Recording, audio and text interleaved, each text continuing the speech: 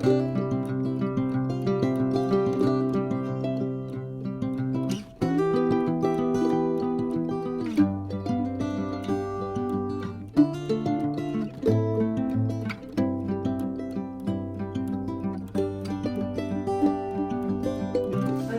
आज हम अपनी लव स्टोरी बताना है। हाँ, लव स्टोरी बता रहे हैं। आप लोगों ने बहुत फरमाइश की है कि बताएं जी कि लव मैरिज हुई है, अरेंज मैरिज हुई है, कैसे मैरिज हुई है, इतनी बड़ी दुनिया में हम कैसे मिले हैं। तो आज हमारे पास बहुत टाइम है। मैंने कहा चले आज हम बताते हैं हमारी क्या लव स्टोरी। मुझे कुछ हीरोइन से नहीं हम लग रहे। वो तो है ही। आप बताएं ना ये शुरू कैसे बस थोड़ा सा प्रीमाइज ना दे दूं मैं थोड़ा सा। बताएं शुरुआत बताएं। शुरुआत ये हुई कि जब आतिश जवान हुआ तो वालिद साहब हमें ले गए टूर पे और हम लाहौर गए और कई दिन तक फिरते रहे।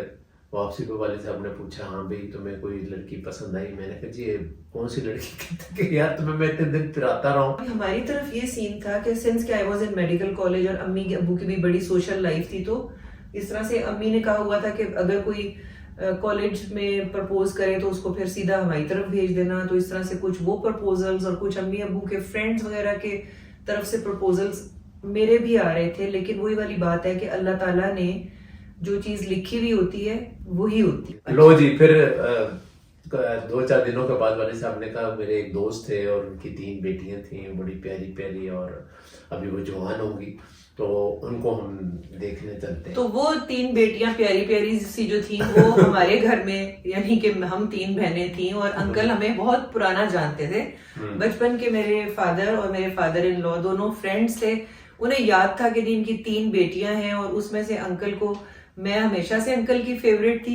तो जब मुजीब वगैरह हमारे घर में आए तो मैं वहां पर, यानी मतलब अभी तक हीरो हीरोइन मिले नहीं है, मतलब मैं थी ही नहीं। मैं मेडिकल कॉलेज के 2nd ईयर में पढ़ रही थी और हॉस्टल में थी फैसलाबाद में। मैंने आपको बताया हम तीनों बहनें उसी मेडिकल कॉलेज में हुआ करती थी। लेकिन मेरी अम्मी को ये फैमिली बहुत पसंद आई और मुजीब को भी अम्मी ने देखा। तो मुजीब के अम्मी मुझे कहती थी कि जब मैंने पहली दफा मुजीब को देखा तो मेरे दिल में ये ख्वाहिश आई कि अल्लाह करे ये लोग वापस जाएं और जाकर ये प्रपोजल भेज दें। और वही हुआ कि मुजीब वगैरह ने जाते ही मेरे लिए प्रपोजल भेज दिया। लेकिन जिस दिन इनकी फैमिली आई हुई थी उस दिन हमारे घर बना हुआ था पालक गोश्त, और पालक गोश्त अब्बू ने कहा कि मेरे कोई बच्चा भी पालक गोश्त नहीं खाता। तो मुजीब ने कहा कि क्यों नहीं खाते हैं पालक गोश्त? भाई पालक गोश्त इट्स ऑल आयरन। तो जब मेरा रिश्ता पक्का हुआ मुजीब के साथ तो फिर हर किसी ने जो ही मुझे देखना कहना इट्स ऑल आयरन। तुमने बताया होगा ना सारों को इसके लिए। ये अम्मी ने बताया। ये बात फिर हम ट्रेवल करती हुई मेरे हॉस्टल तक पहुंच गई, मेडिकल कॉलेज में पहुंच गई, और जो ही मेरी फ्रेंड्स मुझे देखती थी कहती थी इट्स ऑल आयरन। तो ये बहुत कम लोगों को फिर पता था कि इस जुमले के पीछे बैकग्राउंड क्या है, स्टोरी क्या है। लेकिन लकीली दोनों फैमिलीज को ये अवेयरनेस थी कि भाई दोनों को एक दूसरे को देखना चाहिए और पसंद करना चाहिए। अब ये समस्या लेके मेरी अम्मी मुजीब की एक तस्वीर अम्मी ने मंगवाई, जो कि मुजीब की बहनों ने, मुजीब की मैट्रिक की तस्वीर जिसमें मुजीब की हल्की हल्की मूछें दाढ़ी निकली हुई थी। अम्मी ने वफद अपना तैयार किया और पहुंच गई फैसलाबाद मेरे हॉस्टल में। मुझे बुलाया, कमरे में लेके गई, मुझे कहने लगी ये देखो ये तस्वीर है और ये लड़का जो है इसका तुम्हारे लिए आया प्रपोजल। मैंने कहा अम्मी ये तस्वीर में तो ये तो बहुत छोटा है, क्योंकि मैट्रिक की तस्वीर थी ना।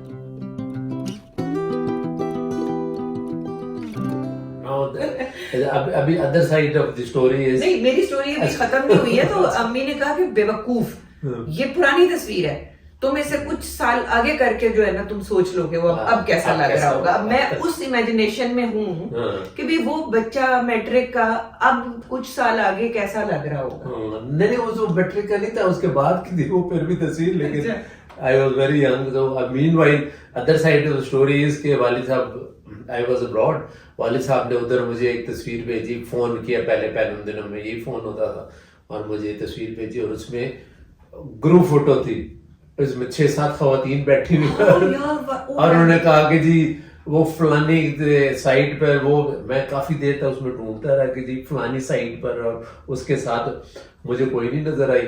और फिर वालिद साहब ने फोन किया, हाँ भी तुम्हें पसंद है? मैंने कहा हाँ जी बहुत पसंद है। मतलब ये कि एक्चुअली हम लोगों ने तस्वीर में एक दूसरे को देखा, लेकिन फिर भी हमें कुछ समझ नहीं आई कि यार हमने ये क्या देखा एक ही है साढ़े की देखी ऐसी। अच्छा जी, अभी बड़ा सस्पेंस आप लोगों को भी हो रहा होगा कि यार ये आपस में फिर मिले कब थे और इन्होंने एक दूसरे को देखा कब था। तो हुआ ये अल्लाह की तरफ से होता है। आपको पता है कि जोड़े बनते हैं आसमानों पे। तो मैं भी आई हुई थी छुट्टी घर हॉस्टल से, और मुजीब की उस दिन बल्कि फ्लाइट थी टू पाकिस्तान, क्योंकि मुजीब अब्रॉड हुआ करते थे। वहां से ये लोग सीधे हमारी फैमिली को मिलने के लिए आ गए, और इनके साथ इनकी बहन बहनोई वगैरह, यानी बहुत सारे लोग ड्राइंग रूम में मतलब इसी से आप अंदाजा लगा सकते हैं कितना शौक था देखने का जी। तो ये बैठे हुए थे, मैंने अम्मी को कहा, मैंने कहा अम्मी मुझे बताएं कि मैं मतलब कैसे देखूं। अम्मी ने कहा तुम ऐसा करो कि तुम दरवाजे का जो की होल है उससे तुम झांक के देख लो। जब मैंने की होल में से झांक के देखा तो सामने मुजीब के बहनोई बैठे हुए थे, उनको उनकी दाढ़ी वगैरह थी। मुझे पता लग गया कि ये भी नहीं है। फिर मैं काफी देर कोशिश करती रही, आखिर अम्मी ने कहा यार तुम ट्रॉली लेके चाय की तो तुम ड्राइंग रूम में ही आ जाओ। तो मैं फिर ट्रॉली मैंने पूरी सजाई, उसमें सीख कबाब थे, मुझे अभी भी याद है, गाजर का हलवा था, केक था और भी बिस्किट्स वगैरह थे। वो मैंने नाइसली एक सजाई और मैं लेकर एंटर हुई ड्राइंग रूम में। और मैंने देखा, मैंने कल ये तो हुस्न पर ही है और मुझे ऑनेस्टली मुझे बहुत प्यारी लगी। और मेरी रिक्वायरमेंट्स जो थी, मैं कहता था अपने पेरेंट्स से, मैं कहता था जी गोरी हो, उसकी कलर्ड आईज हो, ब्राउन बाल हो, लंबी हो, एंड और बिल्कुल एग्जैक्टली ये रिक्वायरमेंट्स थी और वो पूरी हो रही थी। और तो मैंने अल्लाह दे और बंदा दे। तो मुजीब ने क्या किया कि मुजीब ने थोड़ा सा खाया और उसके बाद सारे रिश्तेदार बैठे हुए और मुजीब एकदम खड़े हो गए कि अब्बा जी चलें। तो मैंने कहा यार ओ भाई चलो अंजुम, तुम तो हो गई हो reject. No it was not like that. Actually first side पर ही तुम हो गई थी सिलेक्ट। मैं तो आई जस्ट वांटेड कि थोड़ा सा रेस्ट कर लूं जाकर फिर दोबारा से, और आई वांटेड कि मैं ज्यादा देर तक तुम्हें देखता रहूं, ज्यादा देर तक रहूं, इसलिए दैट वाज द रीजन। और उसके बाद फिर हमारी तय पाई मंगनी, चूंकि मुजीब अपने घर में बड़े थे और उनकी अम्मी चाहती थी एक सेलिब्रेशन हो जानी चाहिए। उसकी पिक्चर्स मैं इस वीडियो के एंड में आपको दिखाऊंगी, आप लोगों ने जरूर देखनी है। और उन्होंने जो कपड़े मैंने पहने हुए हैं वो मेरी मुजीब की मदर ने खुद स्टिच किए थे। It was velvet, red velvet, और उन्होंने बड़े शौक से बनाए थे और मुझे वो बहुत पसंद आए थे और बड़े अरसे तक फिर मैं वो पहनती रही। तो हमारी फिर हो गई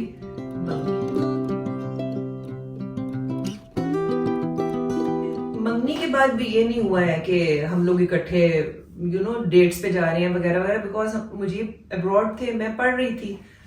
लेकिन 2-3 चीजें बहुत अच्छी हुई मंगनी के बाद। एक तो ये कि जब मेरी बात तय हुई, मुजीब ने मुझे पैसे देने शुरू कर दिए और मुजीब ने मुझे अपनी रिस्पॉन्सिबिलिटी बना लिया हुआ था। कभी भी ये नहीं हुआ कि मुजीब आए हुए हों पाकिस्तान और हमारे पेरेंट्स को बताए बगैर हम कहीं चले जाएं, बल्कि हम इकट्ठे ही बैठते थे। मतलब Mujib was my family's favourite. मेरे तो भाई बहुत छोटे छोटे थे, वो मुजीब के साथ चिपके रहते थे और अम्मी ने भी इंतजार करना कि भाई मुजीब नहीं आया, मुजीब नहीं आया। अब मुजीब की अम्मी यानी मेरी सास ने मुजीब को सुबह सुबह ही कहना कि अंजुम की तरफ जाऊं। हाँ, अम्मी जो है मुझे जबरदस्ती भेज देती थी, और जबरदस्ती क्या, मेरा खुद पहले दिल कर रहा होता था कि मैं चला जाऊं। जो ही मैं आता पाकिस्तान में, सबसे पहले अंजुम के पास आता और गिफ्ट वगैरह मेरा दिल करता था कि मैं बहुत ज्यादा। एक दफा मैं उन दिनों रावलपिंडी मेडिकल कॉलेज में मेरी माइग्रेशन हो चुकी हुई थी, तो 2-3 मेरी क्लास की लड़कियां आई कि बड़ा कोई हैंडसम सा आदमी आया है जो तुम्हारा पूछ रहा है। मैंने कहा है, मैंने जाकर देखा तो बगैर बताए मुजीब पाकिस्तान आ चुके हुए थे और मुजीब ने एक एपिक सी जैकेट पहनी हुई थी। उसकी मुजीब ने जिप खोला और उसके अंदर से मुजीब ने गिफ्ट्स निकालने शुरू कर दिए। कोई परफ्यूम ऐसा नहीं था, मतलब नीना रिकी उन दिनों बड़ा मशहूर था, साइलेंसेस, ओपियम, जितने अच्छे परफ्यूम्स थे वो सारे मुझे मुजीब देते थे। और मैं all the time I used to be wearing different kind. मेरी फ्रेंड्स भी बल्कि कहती थी कि यार तुम तो लगता है परफ्यूम से नहा के आती हो। फिर उसके अलावा मुजीब ने मुझे गोल्ड की बहुत ज्वेलरी ला कर दी।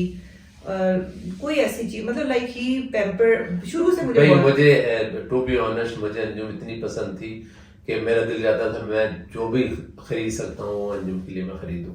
और टू बी ऑनेस्ट मैं जब आता था और अंजुम आती थी, मुझे लगता था कि रोशनी होगी लिटरली, और इतनी मुझे प्यारी लगती थी। और मैं देखता था, मैं कहता था कि यार चलो अल्लाह ताला ने हमारी दुआएं कबूल करी। और तो यार मुजीब मुझसे पूछते भी थे। अच्छा, मुजीब ना हफ्ते में एक दफा लेटर भी लिखा करते थे। उन दिनों ये मोबाइल फोन नहीं थे, और लेटर मेरे फादर के ऑफिस में भेजते थे। मेरे फादर के ऑफिस का एड्रेस मुजीब को मैंने दिया हुआ था। अब्बू लेके आते थे मुजीब का लेटर, और मुजीब ने लेटर में बड़ा शॉर्ट सा 2 लाइनें लिखी हुई होती थी, जैसे माई कार वॉज हिट, आगे नीचे डायग्राम बनाया हुआ कार का, कार गेट के साथ टक्कर लगी हुई है, कार वहां से पिचकी हुई है, my car was hit at night, और नीचे एक ना समरी लिखी हुई होती थी जिसमें एब्रीविएशंस लिखी हुई होती थी कि NI मैंने जो लिखा है इज इक्वल टू, उसका मतलब है नाइट।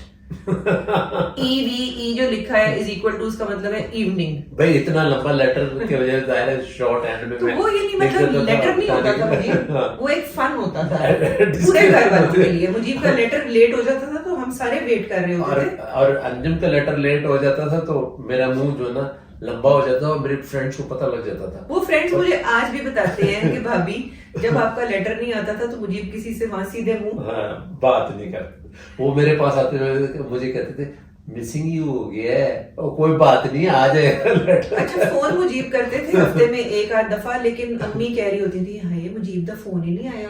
तो जब मुजीब दा फोन आना तो अम्मी अब्बू तो नहीं, अम्मी भाई बहने सारे क्या कह रहे हैं मुजीब, है ठीक है किधर है मुजीब, क्या कह रहे हैं। मतलब लाइक ये हमारी लव स्टोरी थी कि ये हमारी लव स्टोरी नहीं थी, बल्कि ये 2 फैमिलीज की एक दूसरे के साथ लव स्टोरी एक्चुअली चल रही थी। और मैं वहां से जब, क्योंकि टाइम डिफरेंस था और मेरे बेडरूम में जो फोन था वो that used to be through exchange, और बड़ा लंबा प्रोसेस है, तो मैं बूथ पर चला जाता था।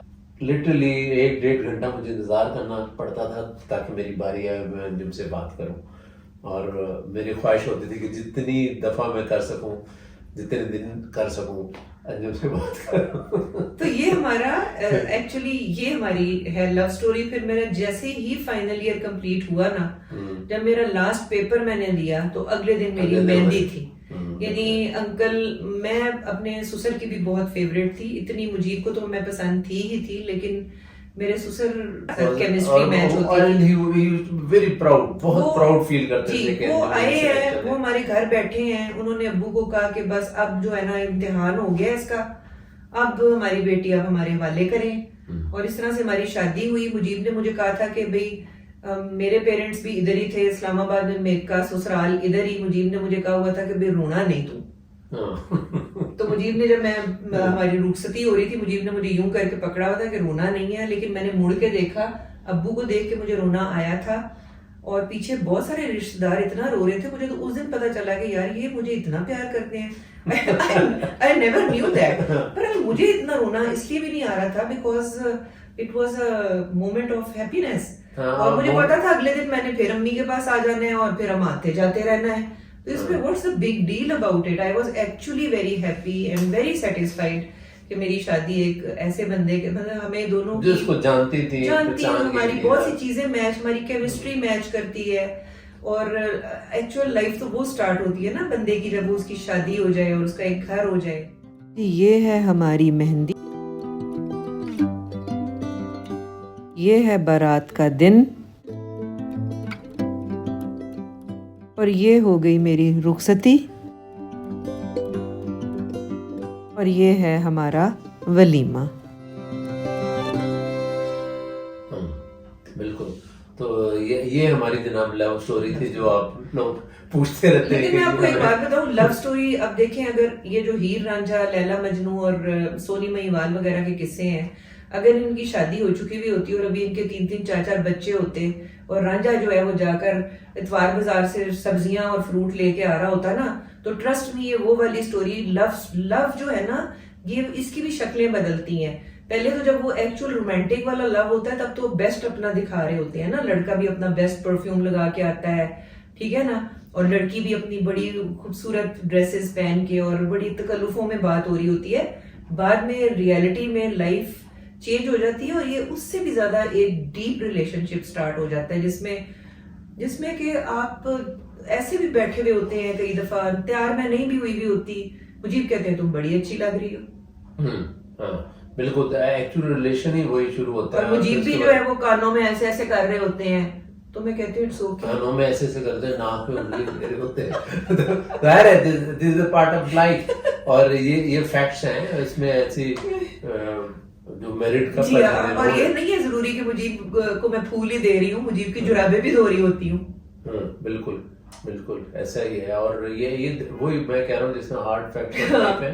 अब जो महिवाल ने एक्चुअली अपने टांग का गोश्त का कबाब सोनी को खिलाया था। वो बनी हुई अभी अगर ये लव स्टोरी में ये हो रहा हो कि भाई कोई अपनी बोटियां काट काट के तिक्के खिला रहे हो, तो फिर तो अभी तक हमारे स्केलेटन माफ करे।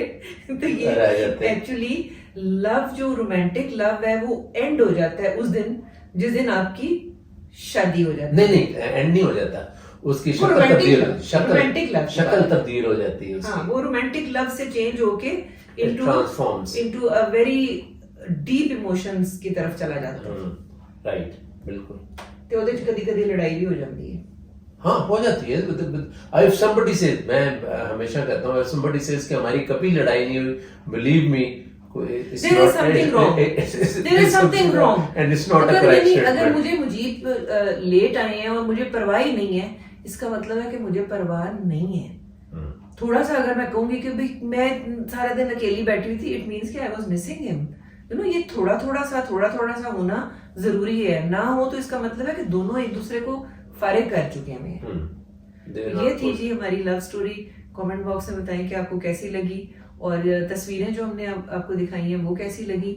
और भी तस्वीरें हैं, आहिस्ता आहिस्ता आगे आगे जू चलेंगे, आपको दिखाते चले जाएंगे। तो अपना बहुत सारा ख्याल रखें। अगले ब्लॉग तक के लिए अल्लाह हाफिज।